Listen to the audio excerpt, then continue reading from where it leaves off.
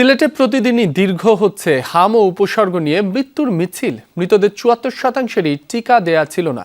এছাড়া বাচ্চাদের অপুষ্টিতে ভোগা, দেরি করে চিকিৎসকের শরণাপন্ন হওয়া মৃত্যুহার বৃদ্ধির বড় কারণ বলে মনে করছেন চিকিৎসকরা।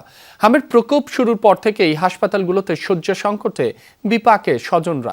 অনেকেই এক হাসপাতাল থেকে ঘুরে বেড়াচ্ছেন অন্য হাসপাতালে। সিলন টি রপ্তানিতে শীর্ষে। কেউ বা যন্ত্রণায় কাতরাচ্ছে, কারো মুখে অক্সিজেন মাস্ক।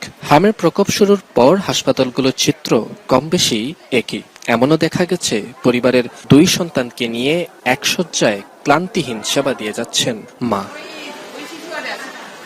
হামের উপসর্গ শুরুর পর শুক্রবার সকালে একদিনে সর্বোচ্চ 5 শিশুর মৃত্যুর খবর পায় সিলেট। এছাড়া প্রতিদিনই খালি হচ্ছে কোনো না কোনো মায়ের কোল। শিশুদের এমন মৃত্যুর খবরে আতঙ্কিত অভিভাবকরা।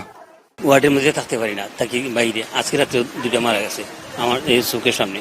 মা তখন ওরা যে বাচ্চার চাওয়ার মতো থাকা না, শরীরটা যে অবস্থা বাইরে হয়। জ্বর আসছিল, জ্বরের তো আপনি দেখা গেছে পাতলা পায়খানা, এমনি ডাক্তার তো না, ফার্মেসি তো ওষুধে ধরছে না। বাদে লয়ে গেছিলাম আমি দাঁড়াপুর অনেক গোচ্ছন না। বাচ্চা আজকে 6 দিন থেকে এখনো এক ফুটা পানিও খাওয়াইতে পারি না। অল্প অল্প ডাবের পানি খাচ্ছে, আর কিছু আমরা পরে খাওয়াইতে পারতেছি না। এদিকে সংক্রমণ না কমায় হাসপাতালগুলোতে বাড়ছেই রোগীর চাপ। শয্যা না পেয়ে এক হাসপাতাল থেকে অন্য হাসপাতালে ছুটে বেড়াচ্ছেন স্বজনরা। আমরা তো জৈন্তাপুর থেকে আসছি, উসমানিতে বলছিল, তারপরে মনে করেন যে আসলে শামসুদ্দিনের মুখে বলছে শামসুদ্দিনে আসার জন্য। এখন এখানে আসার পরে বলতেছে সিট নাই।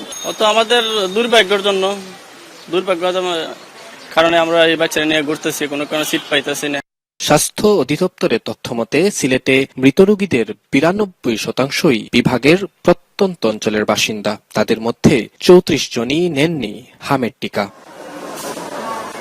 টিকা না নেয়ার পাশাপাশি অপুষ্টিহীনতা দেরি করে হাসপাতালে নিয়ে আসাও মৃত্যুহার বাড়াচ্ছে বলে মনে করেন চিকিৎসকরা।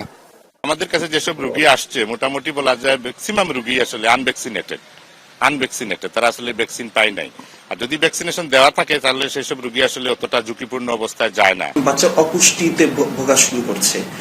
আবার একটা সচেতনতার অভাব তো আসলে আপনি জানেন রয়েছেই।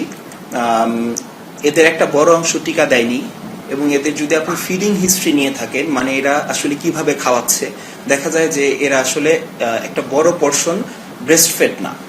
এবার যাদের টিকা দেয়া হচ্ছে তাদের মধ্যে প্রতিরোধ ক্ষমতা তৈরি হলে হামের প্রকোপ ধীরে ধীরে কমে আসবে বলে মনে করেন চিকিৎসকরা। নাবিল হোসেন, যমুনা নিউজ, সিলেট।